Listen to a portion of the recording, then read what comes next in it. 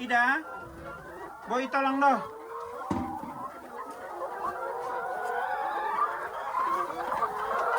Masih baru punya telur. Ayo. Oh iya, tinggal tolong. Oma tolong dong. Atau Oma pilih telurnya tolong ya. Perkenalkan, nama saya Gustaf Ninu. Saya sekarang adalah pendeta Gereja Messiah Injil di Timor. Saya adalah Ketua Majelis Jemaat Gemit Overa Fatululat di Klasis Ampoang Selatan. Dulu saya SMA 3, itu ada persekutuan yang digagas oleh Perkantas. Kemudian saya ikut kelompok kecil. Di sana PKK saya itu Kali Kiledo waktu itu.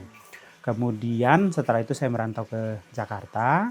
Saya dulu bekerja sebagai office boy di Perkantas Jakarta. Kemudian saya melanjutkan studi tahun 2006, ambil S1 di STT Jakarta. Saya juga menjadi TPS kurang lebih 10 tahun di sana. Dari dulu Tuhan selalu menggerakkan saya untuk pulang. Jadi memang ada ketidaknyamanan, padahal saya di sana sangat-sangat nyaman dengan semua fasilitas, pelayanan yang sudah sangat baik. Jadi 1 tahun saya ingat itu tahun 2016 itu saya menggumuli untuk saya mau pulang apa tidak gitu. Dan Tuhan jawab melalui 3 kali saat teduh. Dan terakhir itu bacaan kemarin kami di Gemit itu terkait dengan Tuhan Yesus menyembuhkan seorang yang kerasukan di Gerasa. Setelah disembuhkan, orang itu ingin ikut Tuhan, tapi Tuhan bilang pulanglah ke rumahmu dan beritakanlah apa yang diperbuat Allah kepadamu. Dan orang itu akhirnya memberitakan apa yang Tuhan Yesus buat di dalam hidup dia. Nah, itu yang memutuskan saya akhirnya pulang. Kebetulan pas bertepatan waktu tahun 2017 itu juga tes vikaris. Jadi saya pulang mengikuti seluruh proses yang ada dan ternyata saya dinyatakan lulus untuk mengikuti tahapan selanjutnya.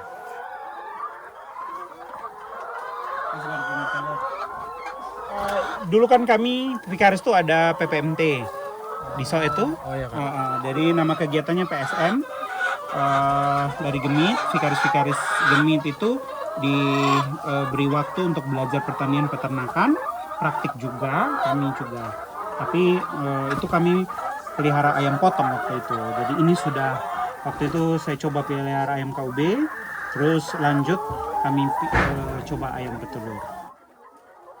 Jadi kalau sekarang itu kan program kita tuh memang namanya gasing, Gereja Bersih Stunting.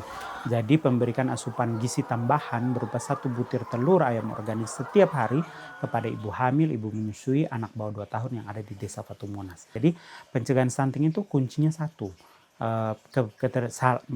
Maksudnya salah satu adalah ketersediaan gizi seimbang setiap hari. Dan 1 butir telur itu cukup untuk memenuhi kebutuhan gizi. Secara untuk ibu hamil, ibu menyusui, anak bawah 2 tahun, 1000 hari pertama kehidupan anak. Melihat permasalahan utama di NTT itu kan adalah kemiskinan. Jadi akar permasalahan kemiskinan itu banyak. Salah satunya human trafficking, terus kemudian perdagangan orang maupun juga stunting. Itu yang paling. Jadi NTT itu ternyata urutan paling bawah dan kedua paling bawah atau ketiga paling bawah hampir setiap tahun untuk urutan stunting, dan tingkat TPPO itu tindak perdagangan orang itu kita 5 tahun terakhir itu sudah 800-an jenazah lebih buruh migran yang pulang. Jadi setahun kemarin saja sudah 136 jenazah buruh migran gitu yang pulang. Sehingga apa yang bisa kita lakukan gitu ya. Jadi saya dengan jemaat di sini coba untuk melihat potensi lokal yang ada. Kami mencoba untuk membuka lapangan-lapangan kerja di kampung melalui pertanian, lahan kering. Anak-anak muda kami bekerja sama dengan ada orang-orang yang terbeban juga untuk mengirimkan mereka belajar di pertanian di Bali. Kemudian mereka pulang, kita coba olah lahan pertanian yang ada. Sehingga mereka juga bisa melihat bahwa di lahan-lahan pertanian kering yang ada, itu memang bisa untuk menyerap tenaga kerja dan mereka bisa punya uang. Jadi kadang-kadang kelas-kelas katekisasi saya bawa ke kebun-kebun sayur. Saya bilang coba kalian hitung omset kebun di sini. Daripada kalian pergi ke ke Kupang, kalian jadi konjak, kalian kerja di toko, kalian kerja dengan jam kerja yang panjang tapi dibayar dengan tidak layak. ataupun pergi ke Malaysia dan segala macam, hitung-hitungan tetap rugi. Kemudian saya terpikirkan, ternyata untuk stunting itu satu hari satu butir telur selama 1000 hari pertama mulai dari hamil sampai anak usia 2 tahun itu bisa untuk setelah diskusi bersama dengan Profesor Anita Deta itu bisa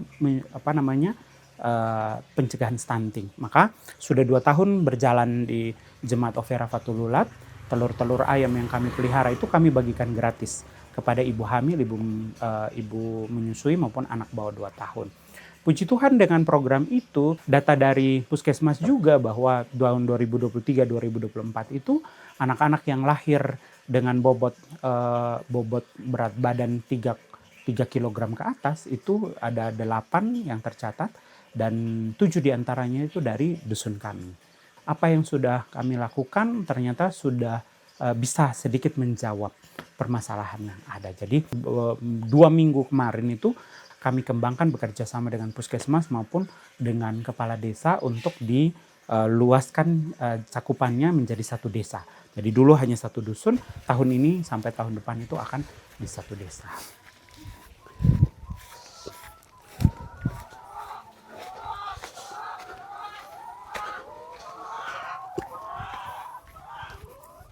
Jadi sebenarnya visi untuk yang seperti itu saya dapat lewat Saat Teduh.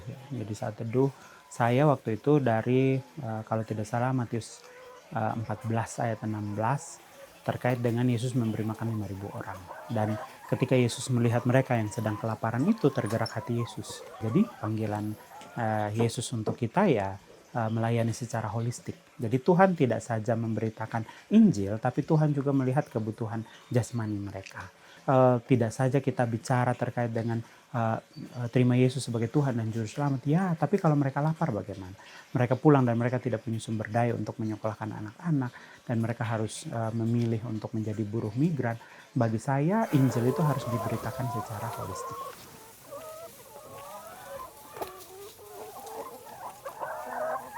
Perkantas itu dari dulu yang saya tahu adalah mencetak man of vision.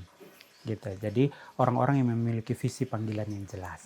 Jadi bagi saya kehadiran Perkantas di NTT itu ya visi Allah bagi Perkantas di NTT ya mencetak orang-orang yang menghidupi visi itu.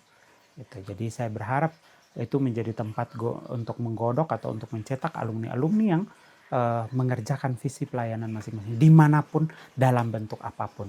Dan bagi saya adalah Perkantas harus terus menjadi tempat di mana kita cas, tempat di mana kita pulang untuk kembali mendapatkan penyegaran, terus kemudian kami siap untuk kembali lagi. Secara komunal juga bisa menjadi orang-orang yang mensupport alumni-alumni yang ada di medan-medan layan seperti itu, yang mungkin keluar dari pakem-pakem Perkantas selama ini. Itu tidak saja untuk mendidik profesional, tapi kita lihat konteks permasalahan bahwa kemiskinan, human trafficking, terus kemudian stunting dan hal-hal yang sosial-sosial, yang permasalahan sosial yang ada yang menjadi wajah NTT pada umumnya, harusnya Perkantas juga ada di sana dan memberi dampak.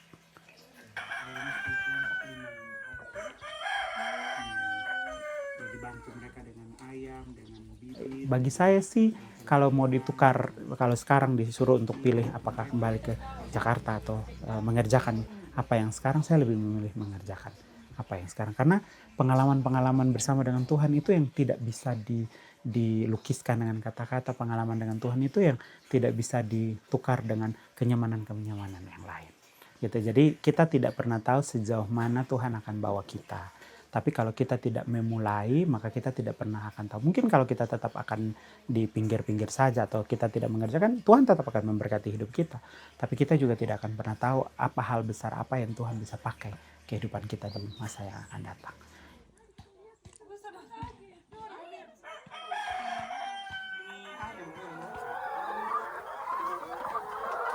Terima kasih.